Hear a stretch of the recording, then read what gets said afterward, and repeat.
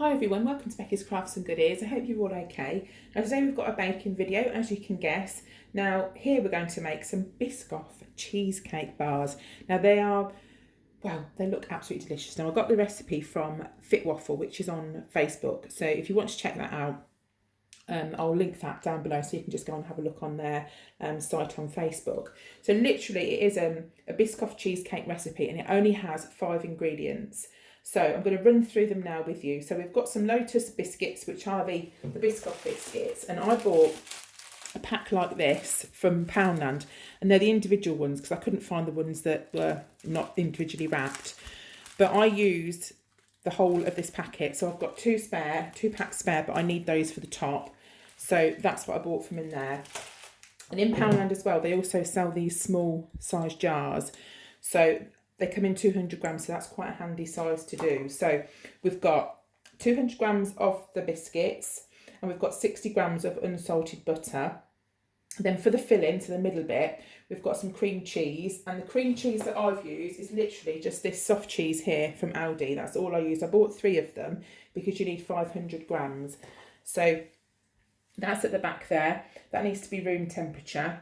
And then 150 grams of the Biscoff spread, which I've just shown you, and also icing sugar, 100 grams of that. Now, for the topping, we're going to need a couple of these to sprinkle, so that section there, and then one we're going to place in the middle, and also 200 grams of the actual Biscoff itself. So that's why it's quite handy to have the 200 grams, because literally that's what you need for the topping. I've also lined a baking tin, so you're looking at around an 8x8 baking tin, something like that. But I also thought, do you remember the little round tins we had with the loose bottom on? I thought you could use those and make some little individual round ones. I thought that would be quite cute as well. So to start with, we are going to crush the biscuits and we're going to melt the margarine. Right, so these are all done. I didn't put mine in the food processor. I put them in a bag and bashed them with a rolling pin. And to be honest, it was quite good fun. So they're all done and I've melted the margarine, or the butter should I say. So we're just going to pop that in and give it a good old stir around. And then once that's mixed in, we're going to pop it into our lined tin. Right, so just move that out of the way and bring the tin in. So that's all ready. All I did with the paper is just went once that way and once that way, and that's all you need to do. So this is all mixed in, so you just have to pour this in here, and this is our base. Get your spoon, the back of your spoon, just pop it in, and we're going to level it out and just kind of press it down a little bit so it's all nice and level and sort of packed into place. Now I find it works better. I've switched over to like a normal spoon. So I find you can pack it down much easier with one of those. So just kind of push a little bit, not too hard, but you don't have to press hard, but just sort of push it down so you can get it in a little bit more and smooth it down. And now we are going to make the filling for the cheesecake. So I've already told you the bits and pieces we need for that, and I'm going to just pop that into my food mixer. So we'll just move over now and pop these in.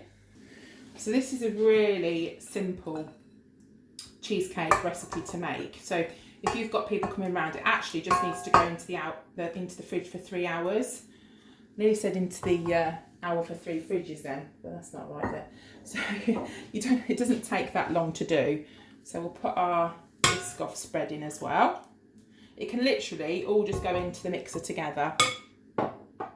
And then we've got our icing sugar as well.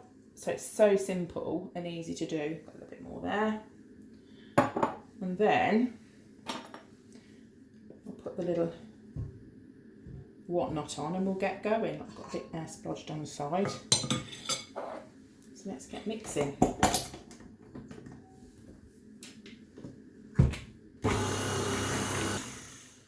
There we go.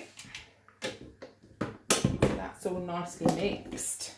So we'll just take that over to our biscuit base. Right, and then we're going to just pour this on the top. I have tried a little bit, it is actually really, really nice. Let's dollop that in there and we'll spread it all out. Might use the other spoon as well. I've got it all down that spoon, look, but it doesn't matter.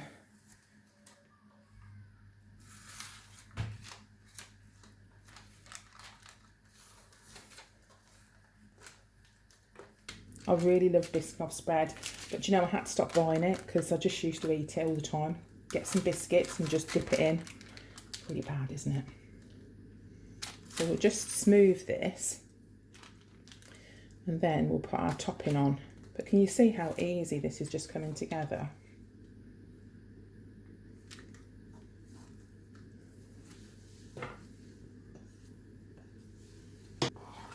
To the corners.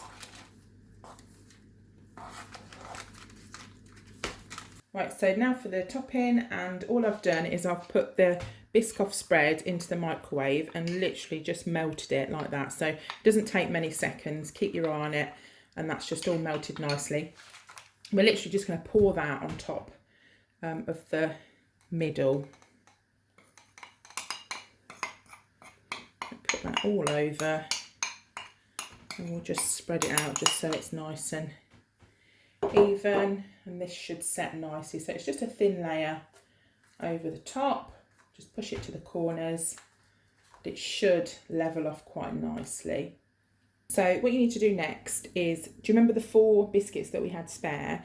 Now the recipe says to crumble up 2, but because I had 4 left, I've crumbled up 3 and just did it exactly the same way, and I've saved 1 whole one, and I don't know how much I'm going to need, but I'm just going to go literally around the edge and do like a little corner kind of crumb with the couple that we had, 2 or 3 that we had spare.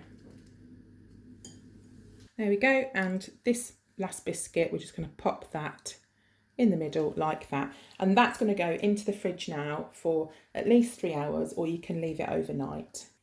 The cheesecake's all ready to turn out now, so because we have got these little bits of paper here, we can just use those to lift it out. If you had one of the loose bottom tins, it would just push up at this stage.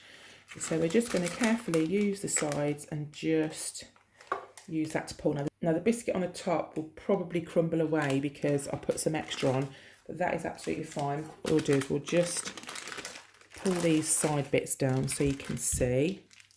Oh, look at that. That looks delicious. Pull these bits. And then we'll cut it so we can see. Now, they're called cheesecake bars, and I presume that's just because of the shape that you cut them into. So let's cut down and we will see what it comes out like. Really easy to go through with a knife. Obviously, you've got your biscuit base at the bottom, but look at how delicious that looks. I'm just going to wipe my knife and I'll cut the next bit because it's got some of the cheesecake on. So let's cut another slice down, and then what I'm going to do is just move this corner bit. I'm obviously going to use the corner bits, but I just want to show you one of these other bits. I'm just going to slide this around the side for a second, and then we'll cut this bit into some chunks. So obviously you can make the portions as big or as small as you kind of want. Should I cut that in 3? Maybe I should, I'm not sure. But look, I'm going to pick that up. Excuse fingers, guys. But look at how delicious that looks. And as you saw, it was really, really easy to make. So I'm going to cut the rest, and all of my children, the ones that live with me and don't live with me, are dying to try this. So it's a really, really simple, easy recipe. As I say, I'll put the link down in the description as to where I got the recipe from, and I hope you enjoy making it if you give it a go. So that's it from me. I hope you're all okay, and I'll see you again soon. So you take care. Bye for now.